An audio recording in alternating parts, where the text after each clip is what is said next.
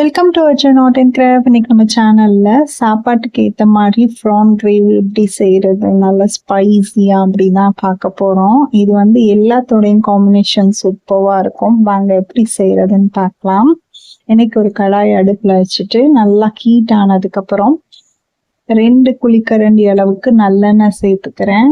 இப்ப இதுல ஒரு 2 பெரிய வெங்காயம் நீல வாக்குல கட் பண்ணி வச்சிருக்கேன், அதையும் சேர்த்துக்கிறேன். நல்லா நீல வாக்குல மெல்லிசா கட் பண்ணிக்கோங்க. இப்ப அதை இது கூட சேர்த்துட்டு இதுல ஒரு 2 கொத்து கருவேப்பிலை சேர்த்து நல்லா வதக்கி விட்டுக்கலாம். வெங்காயம் நல்ல பச்சை வாசனை போய் நல்லா சுருங்கி வரணும், அந்த அளவுக்கு வதக்கிக்கோங்க. இப்ப இதுல 1 டேபிள் ஸ்பூன் அளவுக்கு இஞ்சி பூண்டு பேஸ்ட் சேர்த்து நல்லா பச்சை வாசனை போற அளவுக்கு வதக்கி விட்டுக்கலாம். ஒரு 2 நிமிஷம் வதக்கிக்கலாம். மீடியம் ஃப்ளேம்ல வச்சுக்கோங்க இஞ்சி பூண்டு பேஸ்ட் சேர்த்ததுக்கு அப்புறம். இப்போ இது நல்லா வதங்கிடுச்சு. இப்ப இதுல மிளகாத்தூள் 1 டேபிள் ஸ்பூன் சேர்த்துக்கிறேன். அதுக்கப்புறம் 1.5 டேபிள் ஸ்பூன் அளவுக்கு குழம்பு மிளகாய் தூள் சேர்த்துக்கிறேன்.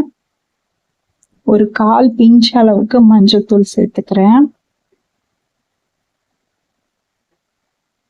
சேர்த்துட்டு இதெல்லாம் நல்லா வதங்கி வர அளவுக்கு நம்ம வதக்கிக்கலாம். தேவையான அளவு உப்பு சேர்த்துக்கிறேன். உப்பு கம்மியாவே சேர்த்துக்கோங்க, பார்த்துட்டு சேர்த்துக்கலாம். சேர்த்து நல்லா இந்த எண்ணெயிலே பச்சை வாசனை போற அளவுக்கு ஸ்டவ்வை லோ ஃப்ளேம்ல வச்சுட்டு வதக்கி விட்டுக்கோங்க. மிளகாத்தூள் சேர்த்த உடனே கருக ஆரம்பிச்சிடும். அதனால நல்லா லோ ஃப்ளேம்ல வச்சுட்டு வதக்கினதுக்கு அப்புறம் 1 நிமிஷம் வதக்கினதுக்கு அப்புறம் தக்காளி 2 தக்காளி மிக்சி ஜார்ல சேர்த்து அரைச்சி எடுத்து வச்சிருந்தேன். அந்த பேஸ்ட் இது கூட ஆட் பண்ணி நல்லா வதக்கி விட்டு பச்சை வாசனை போற அளவுக்கு வதக்கிக்கலாம்.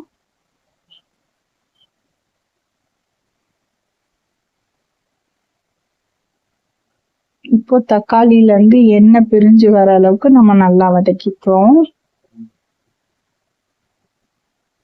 இப்போ இந்த அளவுக்கு வரணும். நல்லா வதங்கிடுச்சா அப்படின்னு செக் பண்ணிக்கோங்க நடுவுல. இப்ப இதுல ப்ரான் ஒரு 1 கிலோ சுத்தம் பண்ணி எடுத்து வச்சிருக்கேன், அதை இது கூட சேர்த்துக்கிறேன். ப்ரான் சேர்த்த உடனே தண்ணி விடுற மாதிரி இருக்கும். மசாலால நல்லா எல்லா பக்கமும் ஈவனா வர மாதிரி கலரி விட்டுக்கோங்க. நல்லா கலரி விட்டுட்டு ப்ரான்ல இருந்தே தண்ணி வரும், தண்ணி ஊத்த தேவையில்லை, மூடி போட்டு வேக விட்டுடலாம்.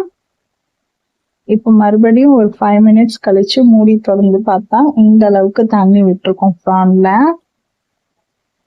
இப்போ இன்னொரு தடவை கிளறி விட்டுட்டு உப்பு காரம் எல்லாம் கரெக்டா இருக்கான்னு செக் பண்ணிக்கோங்க.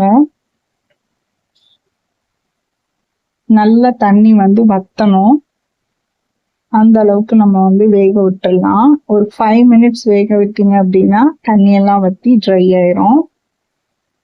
இப்போ இதுல 1 டீஸ்பூன் அளவுக்கு பெப்பர் பொடி சேர்த்துக்கிறேன். நீங்க ஃப்ரெஷ்ஷா கூட அரைச்சு சேர்த்துக்கலாம்.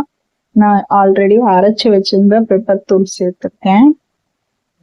சேர்த்துட்டு நல்லா கலரி விட்டு மறுபடியும் ஒரு 5 மினிட்ஸ் மூடி போட்டு வேக விட்டாலும் சரி, இல்ல அப்படியே ட்ரையா வேக விட்டாலும் சரி, ஒரு கிரேவி டெக்ஸ்சருக்கு வரும். மேல எண்ணெய்லாம் பிரிஞ்சு வரும் இல்லையா, அந்த ஸ்டேஜ்ல ஸ்டவ் ஆஃப் பண்ணிட்டு மேல கார்னிஷிங்க்கு கொஞ்சம் கொத்தமல்லி கருவேப்பிலை ஆட் பண்ணிக்கலாம்.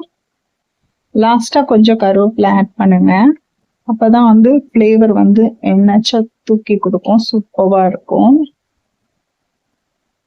இப்போ இந்த அளவுக்கு ட்ரை ஆயிடுச்சு, நம்ம ஊத்திருக்க எண்ணெய் எல்லாம் பிரிஞ்சு வந்திருக்கு. இப்போ ப்ரான் ரெடி ஆயிடுச்சு. சாப்பாடு கூட சர்வ் பண்றதுக்கு சூப்பரா இருக்கும் டெக்ஸ்சர்ல. இப்ப இதுல மேல கொஞ்சம் கார்னிஷிங்க்கு கருவேப்பிலை கொத்தமல்லி சாப் பண்ணி எடுத்து வச்சிருக்கேன், அதை இது கூட ஆட் பண்ணிக்கிறேன்.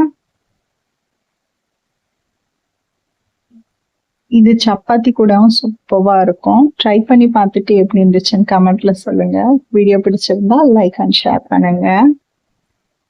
இந்த மாதிரி செஞ்சு பாருங்க, உங்க குட்டீஸ் விரும்பி சாப்பிடுவாங்க. சாதத்து கூட வெறுமனே போட்டு சாப்பிட்றதுக்கு சூப்பரா இருக்கும். ட்ரை பண்ணிட்டு கமெண்ட்ல சொல்லுங்க. வீடியோ பிடிச்சா லைக் அண்ட் ஷேர் பண்ணுங்க.